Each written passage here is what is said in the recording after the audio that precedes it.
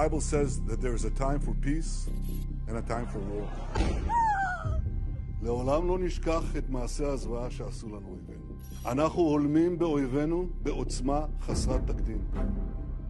אני מדגיש, זאת רק ההתחלה. They've made a mistake of historic proportions. We will exact a price that will be remembered by them and Israel's other enemies for decades to come. Israel has responded with fury. Fighter jets taking aim at targets in the Palestinian territory. More than 10,000 people have been killed since this conflict began. كل الدار فيها 1000 واحد هنا في المنطقة كلهم استشهدوا. As the Israel-Hamas war drags on, backlash against Prime Minister Benjamin Netanyahu is growing at home. Former Israeli Prime Minister Ehud Olmert has heavily criticized Netanyahu. He's the worst person to have to deal with it. I think that he is really in a nervous breakdown. A person who has portrayed himself and presented himself for many years as Mr. Security failed in the most fundamental obligation for his citizens, which is to provide them with security. Today, Netanyahu's leadership is on the verge of imploding, deeply unpopular with his own people and under immense pressure from the international community. La lutte doit être sans merci, mais pas sans règles.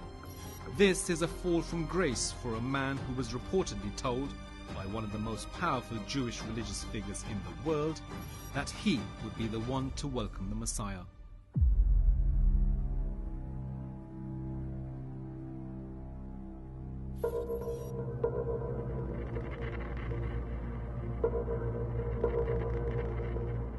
"40 years ago, when Netanyahu was Israel's ambassador to the United Nations, he met Menachem Mendel Schneerson, the leader of the Chabad Lubavitch movement, known simply as the Rebbe. He said, you're going to this house of darkness, the UN, which was very, very unfriendly to Israel at the time.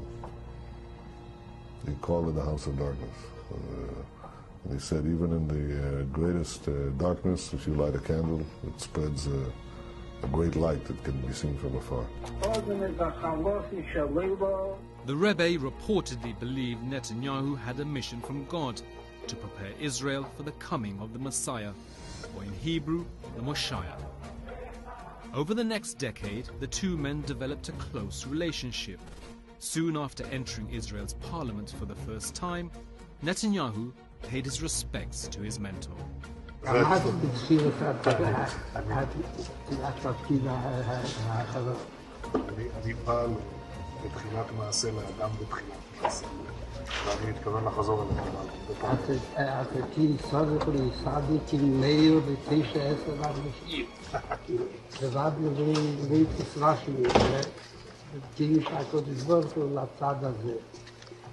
then, Netanyahu was probably the only ally that he could work with in Israeli politics. He obviously demands from Netanyahu to take some steps to hasten the coming of Messiah, which is to make Israel a more religious place and to take certain concrete steps in this regard.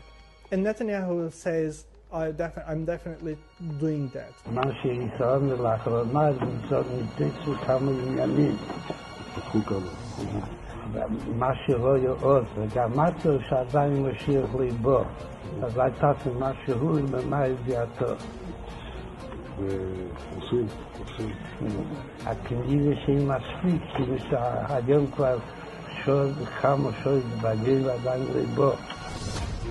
The Rebbe never visited Israel, not once, and yet from his home in Brooklyn, he was able to influence Israeli politics.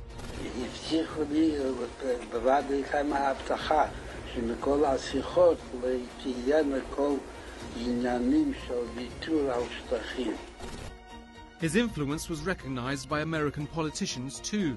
US presidents paid homage to him, establishing and proclaiming a National Education and Sharing Day in honor of his birthday. And please give my warmest regards to the Rebbe on this his 86th birthday. Menachem Mendel Schneerson was born in 1902 in the Black Sea port of Nikolaev, which was part of the Russian Empire but now part of Ukraine. He and his wife lived in Berlin and Paris before fleeing the Nazis in 1941, seeking refuge in New York, where they put down roots. A decade later, in 1951, he took over the Chabad movement from his father-in-law, who died the previous year. Menachem Schneerson revived and grew the movement for over 40 years until his death in New York in 1994. His followers in Brooklyn were devastated. Most of them believed he would never die. They still believe Rabbi Menachem Schneerson will be physically resurrected as Mashiach, the Messiah. A physical resurrection when he's going to come back in his full glory imminently and redeem the entire world.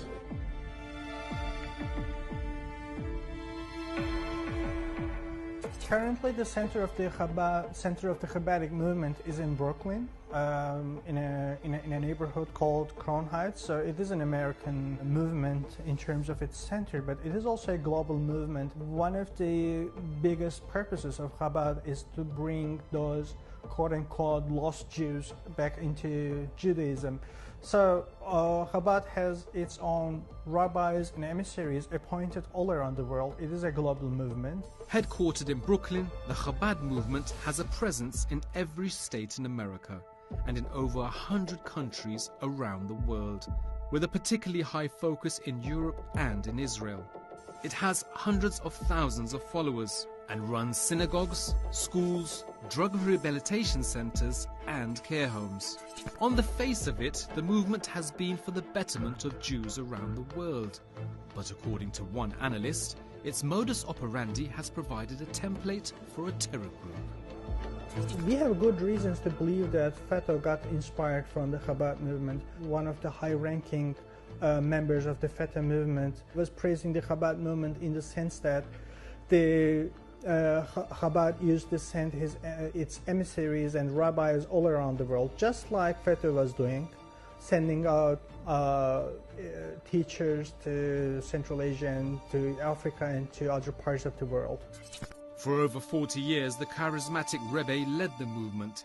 His $1 donations, including to Netanyahu, came with a blessing to his followers and a reminder to give to those less fortunate.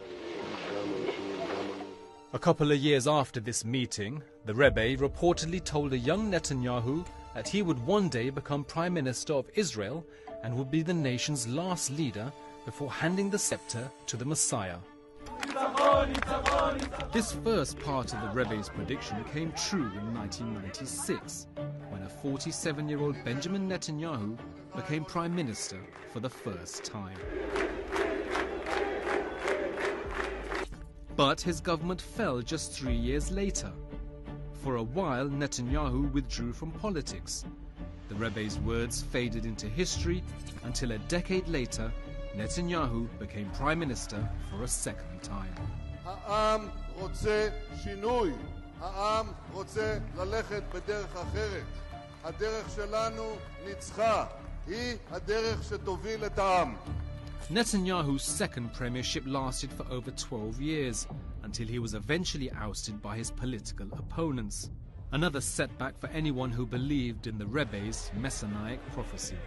But Netanyahu was back just a few months later, forming a coalition with ultra-Orthodox and religious Zionist parties. He began his third premiership almost exactly a year ago. And it's been a tumultuous year. His hardline government has massively accelerated the construction of Israeli settlements in the West Bank, considered illegal under international law. It's also provoked massive protests by attempting to grab more power for itself at the expense of other branches of government. The protests threatened to bring down Netanyahu's government. But then, on October 7th, everything changed.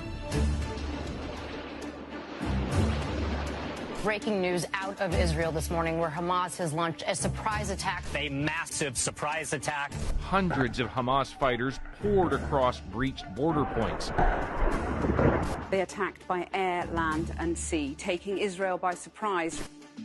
With many in his own country blaming him for the worst security failure in Israel's history, Netanyahu is once again relying on religious language to rally the country. The Bible says that there is a time for peace and a time for war. This is a time for war. That kind of language is recognized by evangelical Christians in the United States, who are still able to influence US policy in the Middle East. Netanyahu took that Bible verse from Ecclesiastes 3. Netanyahu spent many years living and working in the United States and has always believed in his ability to influence America. אנחנו הולכים למסלול התנגשות עם הממשל האמריקאי. ארצות הברית זה לא מקשה אחת, זה לא מקשה אחת. יש את הסנאט, יש את הקונגרס, יש את הכוח היהודי שהוא עצום, יותר חזק משהיה אי פעם. יש דעת קהל, יש לנו כוחות כבירים בדעת הקהל שמתנגדים למדיניות הזאת, גדולי הפרשנים. אמריקה לא תכפה לנו דבר, אם לא נכפה. And today his relationship with President Joe Biden may not be perfect, but that confidence, at least outwardly, is still there. בשיחותיי עם הנשיא ביידן ועם מנהיגים אחרים בעולם ובמאמצים רבים אחרים אנחנו מגייסים לישראל תמיכה בינלאומית כבירה. אנחנו מבטיחים את המשך המלחמה עם עוד תחמושת שמגיעה לארץ, עוד אמצעי לחימה. אנחנו נחסל את החמאס, אנחנו נביא ניצחון. Today, Netanyahu compares his war with Hamas to Israel's battle with the Amalek in the Old Testament. You must remember what Amalek has done to you, says our Holy Bible, and we do remember and we are fighting. The Amalek was one of Israel's arch enemies, and in some parts of the Old Testament, God commanded they should be destroyed. Some commentators believe this is what Netanyahu is signaling with his biblical references. Amalek is a sign of people what are was evil people, and they try to take away Jewish people from God, to divide them from God and to take them away from God. He's doing the same thing what Amalek has done. He's doing what Amalek has done. So how he coming to speak in the name of the Torah, in the name of the Jewish religion, when he don't believe in the Torah, he don't believe in God? Benjamin Netanyahu is known to be a secular Jew, but he certainly saw the value in being associated with the Rebbe, whose presence is still felt in Israel even 30 years after his death. Sitting alongside his Zionist and ultra-Orthodox allies, Netanyahu may or may not believe in God, but he certainly believes in retribution, visiting violence of biblical proportions upon the people of Gaza.